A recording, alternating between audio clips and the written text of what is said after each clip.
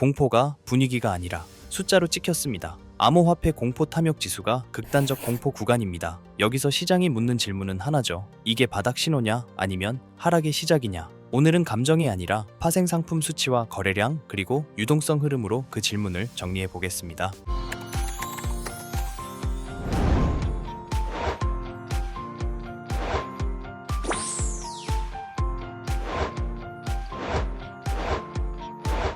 작년 10월 고점 이후 비트코인은 고점 대비 약 37% 넘게 빠졌다는 진단이 나옵니다. 가격이 꺾이면 알트가 더 크게 흔들리는 건 늘 반복됐죠. 작년 10월 고점 이후 가격은 내려왔고 사람들은 해석을 바꿉니다. 강세장이 끝났다 쪽으로요. 문제는 가격만이 아닙니다. 현물 수요가 줄고 스테이블 코인이 거래소에서 빠져나가며 시장 유동성 자체가 얇아졌다는 점이죠. 얇아진 시장은 작은 충격에도 크게 흔들립니다. 파생시장부터 보겠습니다. 비트코인의 30일 내재 변동성이 200일 단순 이동 평균을 상회했습니다. 이더리움도 비슷한 흐름입니다. 지난 24시간 동안 3억 달러 넘는 레버리지 선물 포지션이 청산됐습니다. 그런데 선물 미결 제약정, 그러니까 OI는 약 1100억 달러 수준에서 급격히 무너지는 모습은 아닙니다. 즉 패닉은 있었지만 시장판이 통째로 접힌 건 아니라는 뜻입니다. 다만 미세한 신호가 하나 있습니다. BTC, ETH, SOL, XRP 같은 주요 코인의 선물 OI는 감소했는데 하이퍼리퀴드의 하이프 토큰 선물 OI는 약 20% 증가했습니다. 공포장에서도 자금은 다 같이 도망이 아니라 딴 데로 이동을 합니다. 그리고 주요 코인의 영구 선물 펀딩 금리는 소폭 양수, 약한 상승 신호가 남아있다는 뜻입니다. 완전한 투매만 남은 시장은 아니라는 얘기죠. 옵션은 더 냉정합니다. 대리빗에서 비트코인과 이더리움 풋옵션 프리미엄은 월요일 대비 다소 완화됐지만 여러 만기 구간에서 여전히 푸시콜보다 비쌉니다. 사람들이 지금 하는 베팅은 강한 상승이 아니라 하락에 대비한 보험입니다. 블록 거래에서 비트코인 스트랭글, 이더리움 리스크 리버설 같은 저비용 해징 전략이 주목받는 것도 같은 맥락입니다. 공포 지수보다 더 무서운 건 무관심입니다. 주요 거래소 현물 거래량은 10월 이후 절반으로 줄어 2024년 초 수준으로 되돌아갔다고 합니다. 현물 거래 총액도 급감했습니다. 10월 약 2조 달러에서 1월 말 1조 달러로 내려왔다는 흐름이죠. 예로 바이낸스의 비트코인 거래량은 2천억 달러에서 약 1,040억 달러로 축소됐다는 수치가 나옵니다. 크립토 퀀트의 다크포스트는 현물 수요가 줄고 있다. 그리고 10월 10일 대규모 청산이 이번 조정의 주요 원인이라고 봤습니다. 가격이 떨어질 때 거래량까지 같이 죽으면 반등의 연료가 부족해집니다. 유동성 문제도 겹칩니다. 거래소에서 스테이블 코인이 빠지며 시가총액이 약 10억 달러 줄었다는 언급이 나오죠. 이건 단순 통계가 아닙니다. 대규모 주문이 들어오면 가격이 크게 미끄러지는, 즉 슬리피지 환경이 나빠진다는 뜻입니다. 그래서 요즘 시장은 내려갈 때는 빠르고 올라갈 때는 느린 구조로 기웁니다. 여기서 의견이 갈립니다. 아크틱 디지털의 저스틴 다넷하는 것이 불확실성이 단기 장애물이라고 말합니다. 워시의 매파 성향 불확실성이 달러 강세, 실질 금리 상승으로 이어지면 위험자산 전반에 부담이 된다는 논리죠.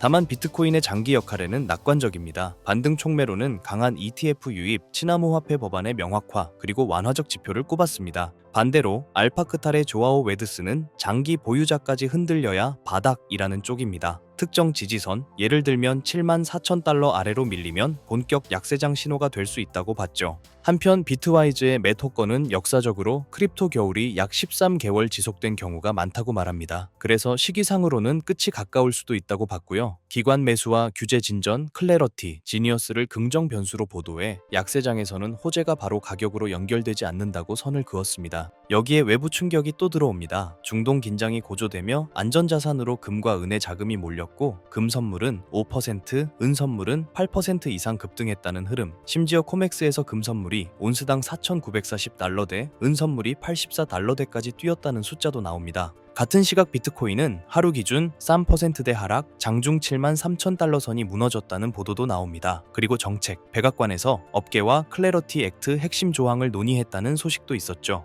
쟁점은 복잡합니다. SEC와 CFTC 감독 범위, 스테이블 코인 이자, 보상, 토큰화 주식, 디파이, 공직자 윤리까지요. 상원 표결 일정은 아직 불확실, 즉 규제 리스크가 끝난 게 아니라 조정 중이라는 뜻입니다. 오늘 체크 포인트는 5가지입니다. 첫째, 공포 탐욕 17은 심리의 바닥 신호일 수 있지만 단독으로 방향을 못 만듭니다. 둘째, 청산은 나왔지만 총 OI가 붕괴한 건 아닙니다. 패닉 뒤 안정화 여지는 남아 있습니다. 셋째, 주요 코인 OI는 줄고 특정 토큰, 하이프 쪽으로는 자금이 이동 중 리스크가 집중되는 구간입니다. 넷째, 옵션 시장은 여전히 방어 우선, 풋 프리미엄이 구조적으로 높습니다. 다섯째, 가장 큰 경고등은 현물 거래량 반토막, 여기서 거래량이 돌아오지 않으면 반등은 얇을 가능성이 큽니다. 그리고 한 가지 더, 거래량이 살아나기 전에 레버리지만 먼저 쌓이면 반등은 상승이 아니라 또 다른 청산의 무대가 될 수도 있습니다. 결론은 단순합니다. 지금은 바닥이냐 아니냐를 말로 맞힐 구간이 아닙니다. 수치로 확인할 구간입니다. 다음 주에는 세 가지를 보세요. 하나, 비트코인이 핵심 지지 구간을 회복하고 유지하는지. 둘, 현물 거래량이 바닥을 찍고 되살아나는지. 셋,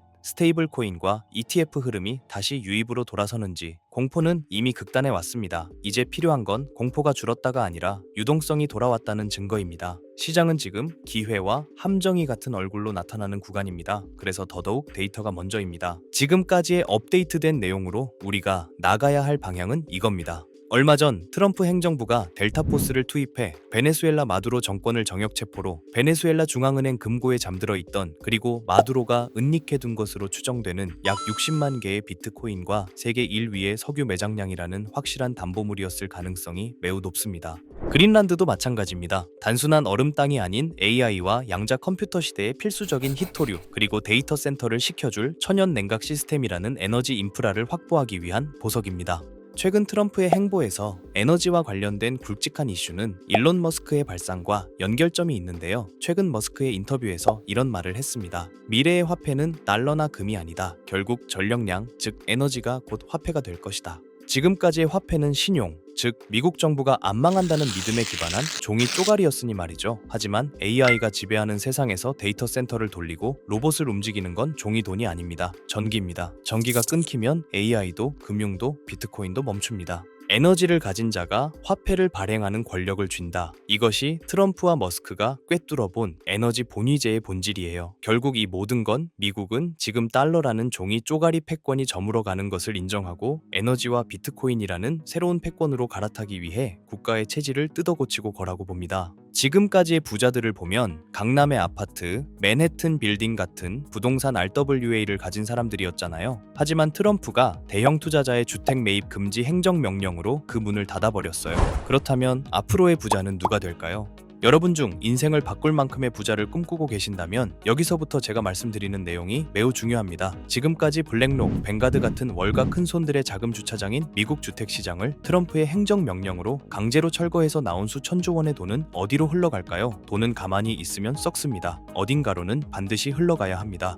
부동산만큼 덩어리가 크면서도 아직 저평가된 새로운 그릇이 필요해진 시점에서 미 의회에서는 클래리티 액트에 대한 마크업 심사가 예정되어 있다는 소식입니다. 한쪽에서는 행정명령으로 구시대의 자산인 실물 부동산 매입을 막아버리고, 다른 한쪽에서는 법안을 통해 신시대의 자산인 디지털 자산 시장의 문을 열었어요. 그 때문에 지금 말씀드리고 있는 에너지 인프라 RWA를 선점한 사람이 다음 세대의 부자가 될 가능성이 매우 높습니다. 머스크는 방향을 가리키고요. 트럼프는 판을 깔았습니다. 건물들이 아니라 에너지를 봐라. 부동산에서 돈을 빼라. 이 메시지에 월가의 움직임을 보면 가설은 더욱 힘을 얻습니다. 최대 자산운용사 블랙록의 레리 핑크가 바보라서 가만히 있을까요? 아닙니다. 그들은 이미 DTCC, 미국의 탁결 재원과 손잡고 조용히 파이프라인을 깔고 있었을 겁니다. 최근 DTC가 발표한 스마트 나비 프로젝트와 캔톤 네트워크 테스트, 이게 전문 용어라 어렵게 느껴지시겠지만 쉽게 말해서 주식이나 부동산 같은 실물 자산을 코인으로 만들어서 기관들끼리 24시간 거래할 수 있게 만든 고속도로입니다.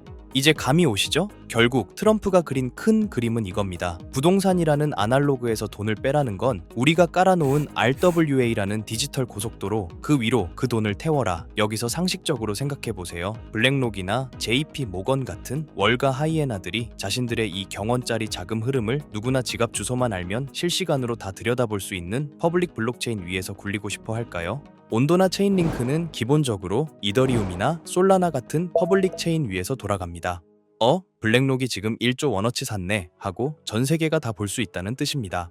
기관 입장에서 이건 발가벗고 돈을 옮기는 꼴입니다. 자신들의 포지션이 노출되면 경쟁사에게 공격당하거나 선행매매를 당할 수 있는데 미쳤다고 그 길을 주력으로 쓸까요? 그러니 냉철하게 생각해서 혹여나 정말 혹여나 유튜브 조금만 검색해도 블랙록이 묻었다, 100배 간다 하며 너도 나도 추천하는 RWA 대장주를 들고 있으시다면 죄송하지만 장바구니에 온도 파이낸스나 체인링크 같은 코인들이 담겨 있다면 내려놓는 걸 권장드리겠습니다. 제 말의 본질은 기관 자금의 현금화 혹은 송금 목적으로 자금을 이동시키기 위해서는 반드시 퍼블릭 체인과 만나는 인터체인지를 거쳐야만 합니다.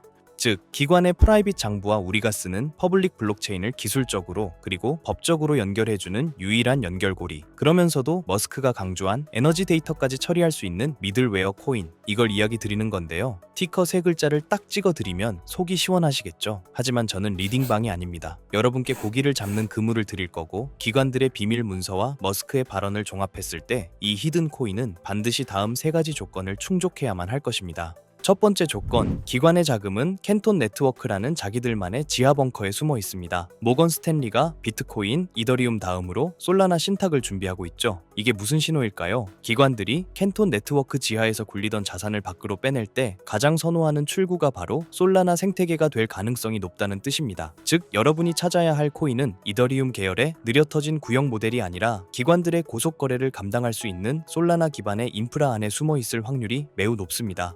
두 번째 조건, 머스크의 영수증이어야 합니다. 이게 진짜 핵심입니다. 머스크는 화폐는 전력이라고 했습니다. 그렇다면 미래의 RWA는 빌딩을 쪼개는 게 아닙니다. 발전소에서 생산된 전력, 데이터 센터의 컴퓨팅 파워, 이 무형의 에너지를 실시간으로 블록체인에 기록하고 토큰으로 바꿔주는 기술, 전문 용어로 디핀, 즉 탈중앙화 물리 인프라라고 하죠.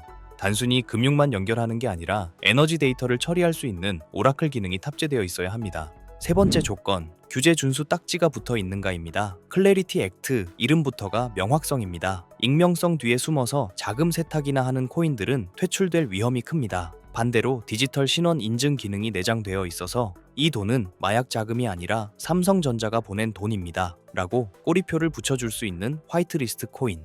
기관들은 오직 이런 코인만 파트너로 인정할 것입니다. 이 세 가지를 듣고 아직 어떤 코인인지 감이 잘 안 오는 분들, 그래서 지금 그게 뭐냐고 여쭤보고 싶으셨죠? 하지만 제가 공개적인 유튜브 영상에서 덜컥 그 이름을 언급해버리면 어떤 일이 벌어질까요? 그 피해는 또 다른 일반인, 저희 구독자님들이 받을 수 있습니다. 다시 말씀드리지만 저 김도현은 이 채널이 구독과 좋아요로 커지는 것에 도움을 주신 구독자님에게 감사한 마음으로 도움을 드렸으면 드렸지 단연코 회원비, 멤버십 가입을 목적으로 연락드리지 않습니다. 이런 저의 선행을 반대로 악이용의 정보 공유를 빌미로 문자를 받아서 돈을 받고 알려준다는 식의 질이 나쁜 사칭 사기로 피해를 입으실 뻔한 분들이 있어요. 이런 범죄자들의 위험으로부터 간절한 도움이 필요한 구독자님들에게 정보가 잘 전달될 수 있도록 제가 직접 검토할 거고요. 지금 말씀드린 히든코인의 정보 받으신다고 무작정 담아야 하는 거 아닙니다. 시간이 지나 지금의 가격의 2배, 아니 단기로 10%만이라도 변동되어도 그때 사둘 걸 하실 겁니다. 저는 확실한 목표가를 두고 지금 가격에서 40배 이상의 전망을 보고 있습니다. 100만 원이 4천만 원, 300만 원이 1억 원 이상이 될 큰 파동을 여러분들은 관점과 목표가 없이 가지고 있을 수 있을까요? 제 개인 번호입니다. 이 번호로 전기라고 보내주시길 바랍니다. 제가 꼼꼼히 확인 후 한 분씩 놓치지 않고 꼭 공유드리도록 하겠습니다. 물론 투자의 최종 판단과 책임은 여러분 각자의 몫입니다. 알려드린다고 강제적으로 진행하라는 뜻이 절대 아니란 거예요. 세상에 무조건 오르는 코인은 없으니까요. 하지만 남들보다 한 발 앞서서 제가 분석한 기관과 캔톤 네트워크의 연결고리에 대한 구체적인 근거와 관점을 미리 참고해보고 싶으신 분들이라면 이야기가 다릅니다. 정말 진지하게 공부하고 대응하실 의지가 있는 구독자분들에게만 공유해드리고 싶습니다.